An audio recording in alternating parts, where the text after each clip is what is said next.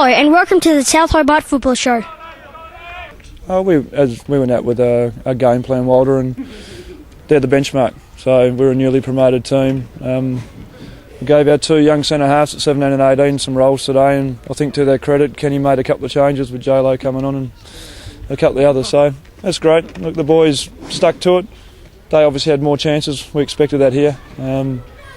Pretty happy in all respects. Would have been nice to pinch one. You'd always take that, but they play good football. I think Costa went for a couple of spectacular ones. If they go in, we'd all be talking about them, but happy with that. Yep. You brought the boys in at the end of the game. Brett, what were you saying to them in there? Look, it's really about, I think last week, no disrespect to the scoreline with that game, if you give up, then scorelines like that happen. So we don't want that. We've got to have a work ethic, and if you work hard, things happen for you. So, look, nice goal. A couple of other ones they could have had. It could have been a 3 or 4 scoreline. But if you stop working, then they will score. So if you never give up and you keep working, that was a pat on their backs for doing that. They never stopped and they kept covering. So that's what it's for. I just think it's 3 points. They made it very difficult for us. It reminded me of some games last year where teams came and packed their own half and made it difficult for us. Beachside went one different by going man for man on most of our players today. So the good thing from today's game from us is that we've not conceded a goal and we managed to get 3 points. Is that a weakness of the team, Ken? Not being able to penetrate at times when they do sit in behind the ball? Is that something you're looking to address? Well, I think we will have to address it, because I think it's going to get more and more like that in some of the games that we're playing. We'll probably expect Kingborough to be a bit more defensive next week because of the loss on the weekend. And it happened to us quite a few times last year. So, yeah, it's something we need to work on. We need to sometimes have players coming from front to back rather than all the time staying high up the field. We just look to get a bit more movement. But I thought we created 4 or 5 good chances in the second half from crosses and opportunities at the back post. Costa went for a volley when he could have probably brought it down and tucked it away.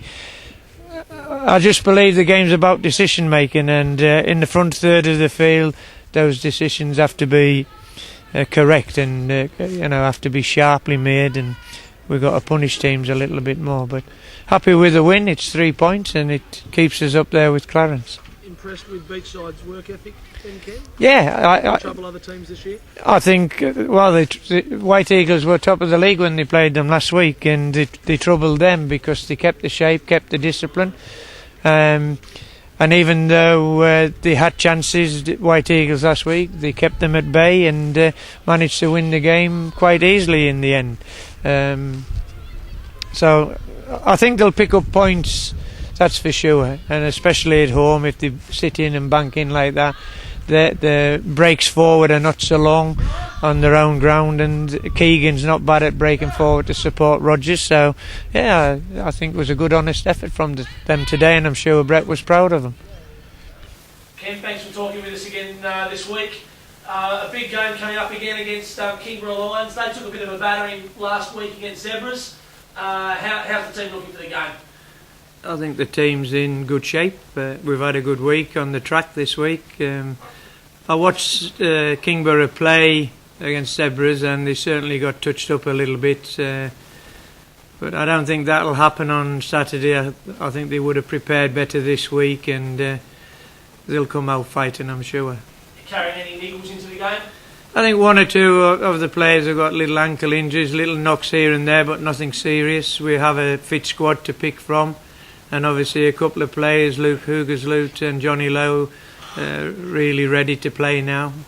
After the 8-0 win against Clarence, people probably expected you to come out and batter Beachside. That didn't happen. It was a 1-0 win. You got the 3 points. How are you approaching this game and the players' mentality, given that Kingborough were on the end of a hiding last week as well? Well, the Beachside game was a difficult game. I mean, they came and they sat people behind the ball. They packed the defence, the man-to-man mark, so it was very difficult to find the spaces to play in. Having said that, I thought we created a lot of good chances and we could have scored quite a few more. So this week and tonight in particular, we've just had a look at playing in tight areas and keeping possession of the ball and trying to create situations where we can play in behind, be it on a diagonal ball or a little through pass, just to look for that penetration in that front third. You've had a prolonged period of games at home. It's your first on the road again for a while at Lightwood Park. Do you see that being a problem? No, I don't. I think Lightwood's not a bad field. It's the pitch is normally a good playing surface, and I think we'll enjoy the occasion down there as well. We'll go to entertain. We'll go and put on the best football we possibly can. We'll look to break them down. We believe they have weaknesses which we can try and exploit, and we'll do that. I noticed Dean Wilcox made the jump from reserves to seniors. What's the thought process behind that move? Well, we need to rotate the players. A couple of players, Hugo Bladel, Nick DeFalco, Cammy Williams, have had a couple of weeks, where they've been on the bench, and those boys need to get games. They're young lads, so they need to get games in as well. Dino's perhaps doesn't need the games so much, and he can always come on and do a job for us. You've got some other young pups in there, the likes of Nick Cuthbertson, Callum Pask, some big names in there in the reserves team. Some others that you're looking at to make the jump to senior football? All the time. I think we have to assess our playing abilities of all our teams from 19s through to the seniors, and I think we have some in the 19s that could possibly get a breakthrough this year as well. But we're always looking at the reserve team. The reserves played some super football last week. Apart from having young players in there, like you just said, we have some experienced players as well who are going well. And keeping has been a problem this year. You seem to be a little bit depleted in those areas. Is that something you're still trying to address, or are you now just happy to stick with what you've got? No, I think it's an area where we need to address. We need to keep searching for young goalkeepers who will step in and take over from Sam, from Mark Moncur, from Callum Paskia, who stood in for us and done a wonderful job. Michael McGoldrick's there. So really we've got more goalkeepers than we've ever had. We've just been a bit unlucky with Matty Ferguson. He's had a scan and we're just waiting for the final doctor's report just to see when he can resume full training. So I think we're probably better off than we've ever been in the goalkeeping situation. They've got a pretty strong core through the middle. Marcello and Mark Isley, Will Abbott. You obviously rate those players?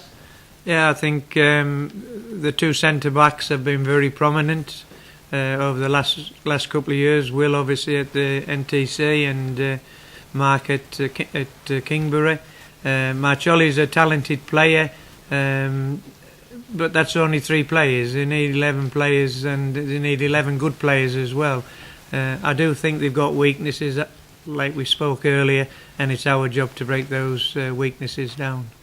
It was a good game. They showed up in good spirits and ready to go, and they were like a dog after a bone for the first 30 minutes, and they chased it around pretty hard. And I had a look at them when we were walking out in the lineup, and to be honest, I couldn't name very many of the players at all, but they're coming out every week and trying their best, and you got to respect that. And they did a good job. They pushed us hard, and they were fitter than we expected, I think, and they made us work very hard for it all day. Anyone in particular impress you today for South? I don't even think anybody was particularly impressive for South today. Most people were pretty solid. I don't know that anybody lost their individual battles, but probably nobody really dominated. I don't know why Tom Gordon didn't play for them. He's used to be a big player and still is a pretty big player. And yeah, so he probably would have made a little bit of a difference for them. So. Jonathan Lowe came on in the second half. Number six, yeah. Yeah, a bit of a spell in Canada. How do you think his form went today? No, he was pretty good. He looks like a handy sort of lad. I think after a bit of game time and stuff, he could maybe do a job for us here and there. So he's quite a handy one to have there. A couple of other players in the wings as well. You got your Dean Wilcox in the reserve, who's played at a very high standard before. So if he can get back to any kind of physical shape, then that's something to be reckoned with. And last but not least, MotoGP's on tonight. I know you love bikes. That I do. Will you be watching that? I'm at it. I can't think of anything worse, bar maybe playing another 90 minutes. I think Beachside will be very effective down at their home ground. I can't see many points coming out of Sandy Bay this year. We were lucky to get away with one today. Eagles didn't get any last week, and they'll get a lot of one-pointers this year, I think.